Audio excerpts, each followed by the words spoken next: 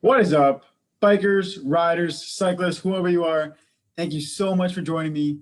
This is the fifth episode of the Helmets Save Lives podcast here on SoundCloud, YouTube, and most recently, Apple Podcasts. Yes, you heard that right. We're on the Apple Podcast app starting last week.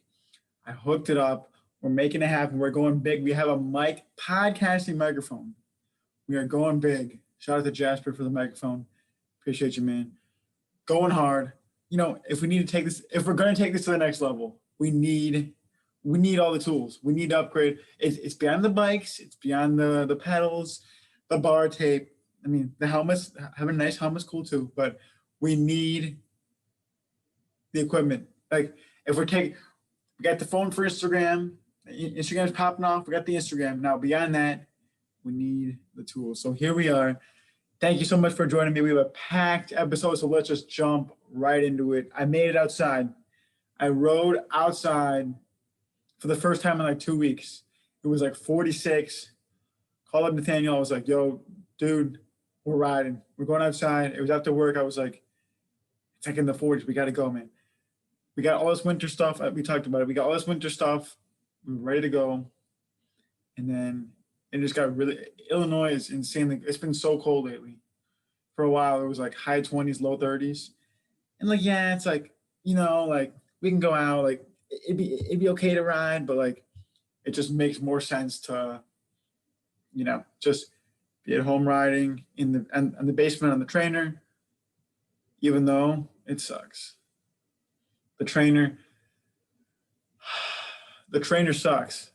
And I talked about this before too. I know everyone probably listening or watching, you're familiar with biking, you're familiar with my biking experience. You know how much riding a trainer. Now, let's be clear. I know that you can make it work. People have Zwift.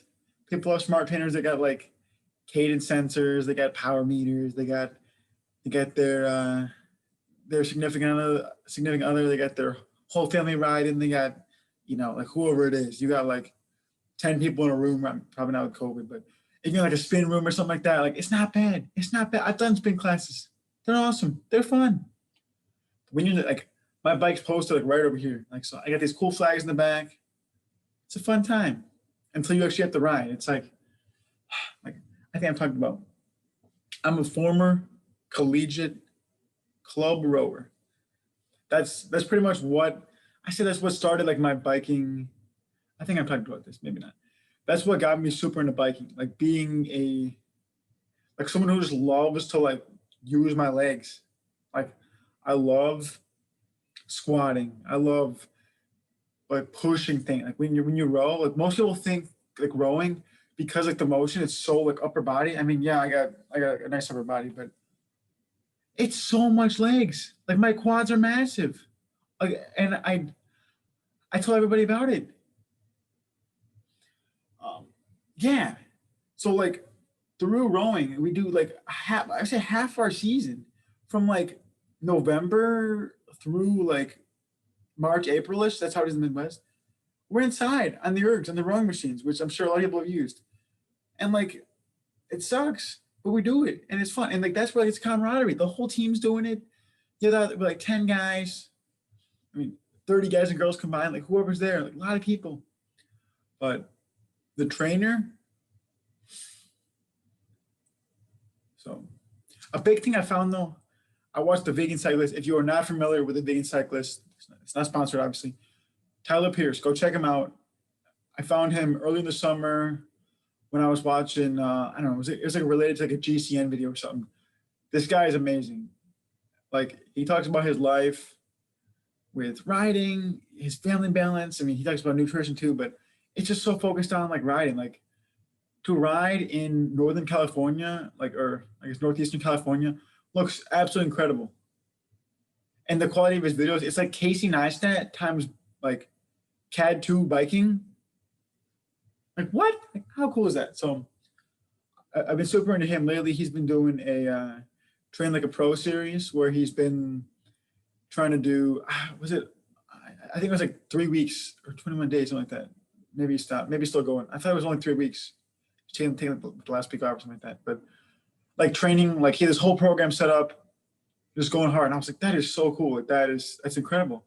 But like part of what he was talking about in one of his videos, like talking about like when you're in a slump. And I feel like in a way, like I've had a few different slumps, which I mean, if you're familiar with sports, like you're the yips. If you're in like a baseball player, like I guess any pro sports, but I think it's big with baseball.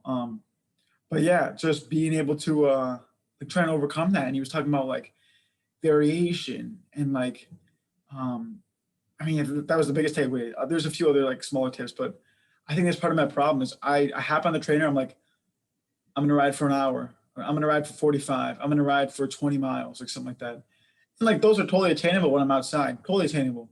When you're inside, my like an hour feels so long. Because when you're outside, like from my house to Nathaniel's house, if I rode straight, probably about 25 minutes, about 20 minutes maybe, probably about I think it's like 10-ish miles over there. No, not 10. It's several miles. Okay, my classic loop.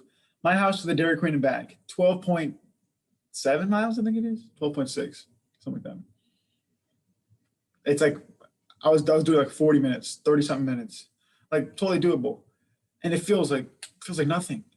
But 12 miles, 40 minutes on the trainer, unbelievable. And I'm sure everyone listening, you can totally relate. There's no way that someone listening is just like, nah, it goes by fast for me. Like part of the problem too is my trainer is an older trainer that we've had since probably like I don't know, mid 2000s, maybe 2008, maybe 2009 we got this thing.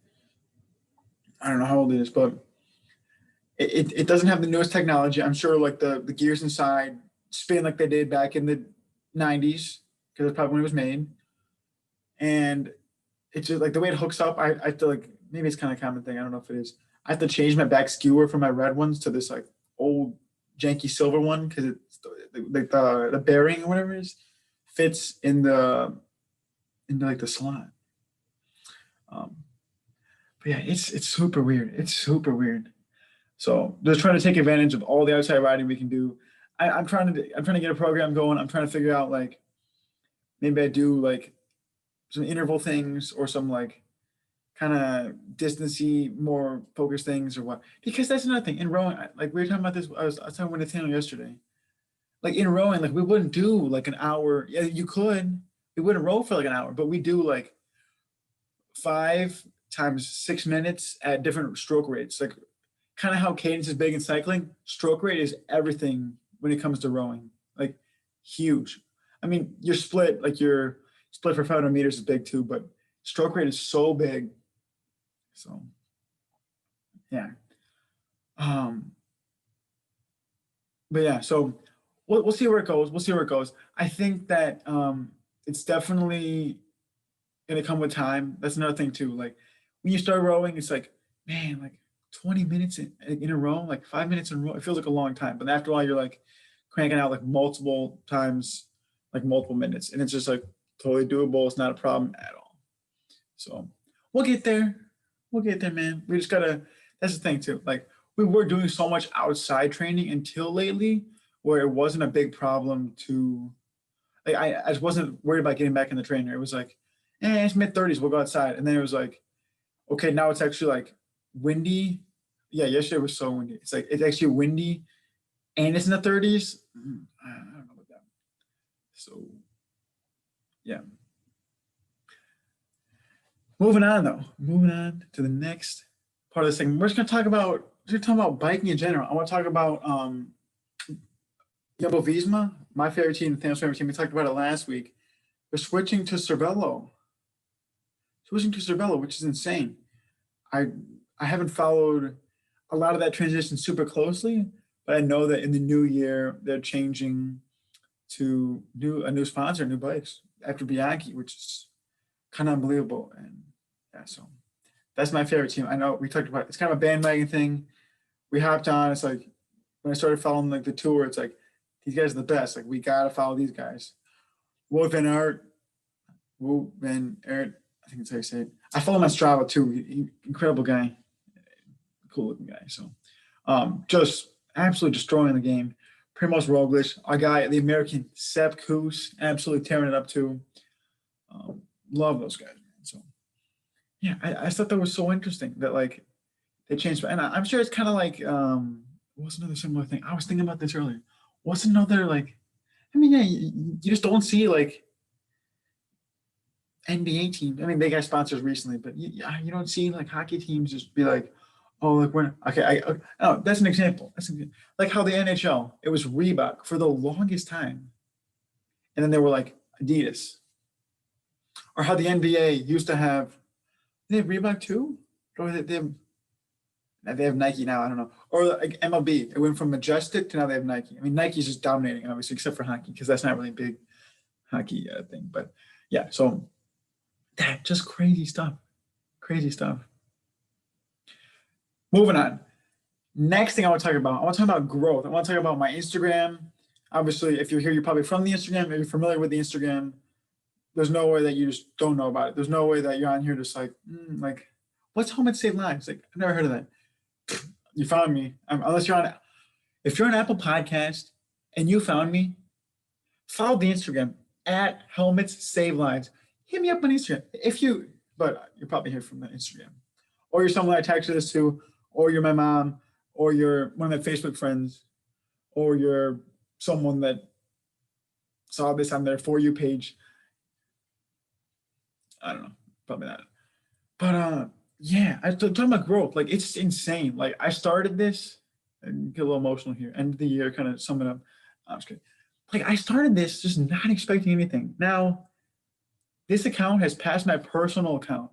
Now, not saying I'm like crazy big on my personal account, but the just in general, like truly the amount of people. I know everyone's not active followers. I know it's not 760 active followers. Like it's not everyone's like liking all my posts. Like, and it's not about the likes. It's not like my things. Here's nothing. I want to make this clear. When I talk about like my followers, it's to me, it's like a community. It's less of like I'm gonna have 800 likes now that I have 1,000 followers. Like, no. For me, it's about I feel like the way that I've got those followers. I'll talk about in a sec, but it's people that recognize my mission, recognize my purpose, recognize this just like cause and like about people that have cared enough to be like, oh, that's cool, follow. Maybe some of you are bots. If you're a bot following me, more power to you. Again, just like the podcast people, you made it. I don't know how you found me, but you made it. Welcome to the big show. No, I'm kidding. But yeah, like just to know that there's that many people, that hundreds of people, and I've gotten messages. I see your messages. I see your comments. I see the tagged photos. I see the commenting me. Obviously, the likes, all that. I see that. I mean, because I respond to you. But like, I started this just trying to be like, hey, man, like this is something that like it's got to be said. Like, like I got a bike accident, and then here I am, like with a few new teeth. Got the scar on my face. Probably never gonna shave my mustache because I got a weird scar there too. But like the fact that it's turned into what it has, incredible. Like, so what I'm trying to say is I'm so grateful, and I know I'm gonna probably sum it up in the next episode when I get to like the end of the year. But yeah, just crazy, absolutely astronomical, blasphemous, incredible. Moving on, but no, actually, never mind. I was talking about the way that I have gained followers. I feel like it's just such like a very like on my personal page. It was like, oh, like that's the one guy from high school. Or it's like, I mean, even when I was in high school, it's like, oh yeah, there's Tim. What's up? What's up, Tim? Or in college, it's like, oh, like I saw like he's on the track team. I'm gonna follow him. Or like, oh, like that girl was in the one class. I'm gonna follow her. Like, but when it's Instagram, I'm like I'm going around on these hashtags. That's what I do. This is my hidden secret, and I guess a tip if you're trying to grow on Instagram. I go on hashtags and I like pictures and comment on those hashtags. So if you post something in the hashtag like hashtag wear a helmet, hashtag what's another one I love, like hashtag bike safety, hashtag road biking, hashtag cyclist, hashtag bike Chicago, just any of those kind of things. I'll probably like your post. I'll probably like it like 100%. Not 100% because some of them I just can't get to because some of those hashtags are like millions of posts, like hundreds of thousands of posts a day. And I'm just like, oh. But when it's like only like the more niche ones, I'm hitting them. I probably liked all the pictures from hashtag wear a helmet for the last 3 months. Probably I've liked every single picture. And maybe that's a little bit overdoing it too, but I've liked a lot of them. So yeah, and it's just like how just through just engaging, I've been able to. That's the craziest thing. Just through engagement, like you wouldn't think that liking a person in India's picture is going to get them to follow you, or just commenting on some lady in Alabama saying "cool helmet," or maybe even just like I guess they can't see if you watch, but yeah, or just liking and just engaging with people, and people are willing to recognize. Now, to be fair, I'm not following a lot of people. I follow,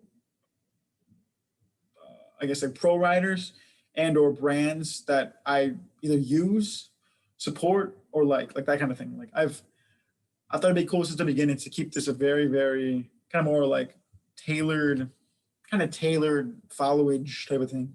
So I don't have a lot going for me, but at least in that aspect. But man, it's so cool. It's so cool.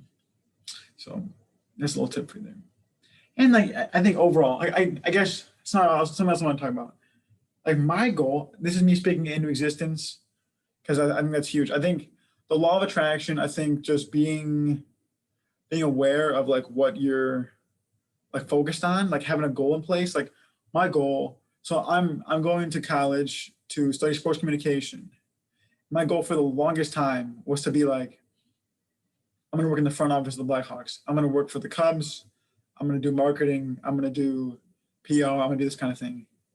But more recently, like biking has just consumed my life, and I think this page alone too has just shown what this world is. By world, I mean this biking world. Like what this can, like what opportunities this can bring, and just in general, like it's just like I'm passionate about in general. Like I've done like 180 bike rides since like April, like something like that. Like what? Like that's insane. That's probably like that's an average of like more than that's like an average of one every 2 days this year, and that's like to take away like 4 months. So it's probably about an average about maybe just less than one a day, maybe 1.5 days. I don't know. Like my goal is to work in the biking industry, whether that be for a bike shop. I mean something as small as like managing a bike shop or being like a bike mechanic. I think that'd be cool. I want to learn so much more about bikes than I already know. Like I think it'd be cool to know how to fix my bike and not have to take it somewhere. To as far as be the founder of a nonprofit organization that, I mean, I'm already a founder of this page, but like a nonprofit that just is like crazy about bike safety and that supports that all these brands go to and like use as a sponsor or something like that. Like how, or even like, just like, I would love nothing more than to work for Trek Bikes. I don't ride a Trek bike. I have never owned a Trek bike. I've never looked into buying a Trek bike. And that's not true. Trek Madone, nice bike, pretty bike.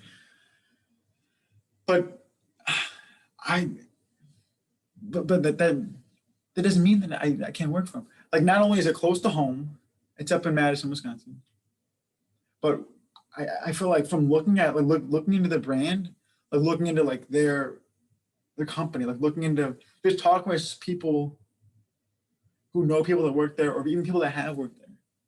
Like I think that would be an incredible place to work. Specialized, look them too. I'm not gonna lie, look them too. That's in California. That's in SoCal. It's not close to home. It's kind of expensive to live out there. I mean, S Works, you got some nice bikes too. Giant, that'd be incredible too. If we're going big here, MIPS protection, MIPS helmet stuff. They're following me on Instagram. They follow me back. I want to work for you too. So we'll see. We'll see. All I can do at this point is just make connections. All I can do at this point is just put myself out there, keep grinding on this. It's the 5th episode, the second video one. We hit 20 minutes yet? Oh, we're just blazing past 20 minutes. Firing on all cylinders. Let's go. So yeah, I think that about sums it up. Everybody, best of luck on the trainers. Best of luck if you're in the cold. If you're in some hot weather right now on the other side of the world or southern hemisphere, wherever you're at. I don't know where it's hot right now, but if it's hot for you, soak it in, enjoy it. Because I wish I was there so bad. I want it, but I'm stuck here in Chicago, in Illinois, in these cold December winds in the 30s. So yeah. Anyway, that is it for this 5th episode of the Helmets Save Lives podcast here on Apple Podcast, SoundCloud, YouTube, you name it, we got it. We're out here cranking. Next week, we will have another guest. I will not say who, but we'll be back with a special guest. Thank you so much for listening, for supporting, for all the love. I see it. I feel it. You guys are incredible. See you later.